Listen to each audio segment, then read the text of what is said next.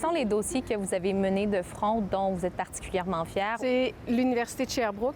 Je m'étais engagée à être un partenaire de choix pour eux. Puis, juste dans les 2 dernières semaines, c'est presque 13 millions de dollars qu'on a annoncé. Sherbrooke, il y a beaucoup à faire, notamment au niveau de l'immigration. D'ailleurs, je prendrai là, un engagement plus tard en campagne de ce côté-là. Pour la campagne, mon premier thème, c'est au niveau de l'environnement. À la ville de Sherbrooke, avec la STS, ils ont un beau projet d'achat de vélos électriques et moi, je veux être là pour les accompagner. Je vous donne 15 secondes top chrono. Pourquoi est-ce que la population devrait voter pour vous? Parce que je suis la femme de la situation avec mon vécu de notaire, tout ce que je vis dans la famille, un enfant gay, un enfant diabétique, un enfant dans l'armée, des parents vieillissants. J'incarne les enjeux que bien des Sherbrookois et des Sherbrookoises vivent.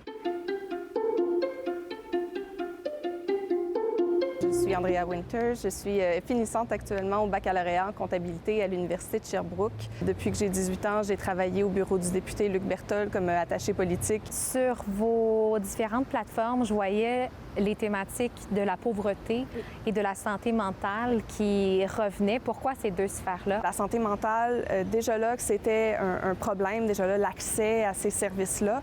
Mais là, en plus, je parle surtout pour les jeunes.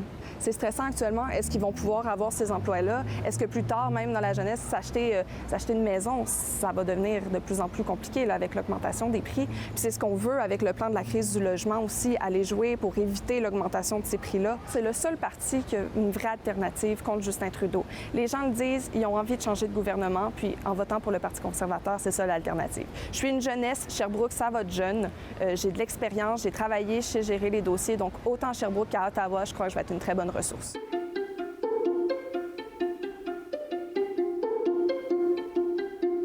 Pourquoi d'abord avoir décidé de faire le saut en politique? Ça, c'est un défi de moi à moi. Comme une femme vient de l'Arabie Saoudite, je n'ai pas le droit pour voter et je prends le droit ici pour présenter. Pour de vrai, je suis un citoyen, 100%. Le seul parti qui défend Québec, c'est le Bloc québécois. C'est pour ça que j'aimerais continuer à défendre pour le Québec. Qu'est-ce que vous voulez apporter à la ville de Sherbrooke? Mais je ne vais pas donner les détails. Bientôt, les plateformes vont sortir. Mais pour les transports, pour les logements, j'aimerais bien travailler de ça. Pourquoi? Parce que je suis un vent de travail. Je travaille très fort pour les dossiers des RAEF et maintenant j'aimerais travailler très fort aussi pour Sherbrooke.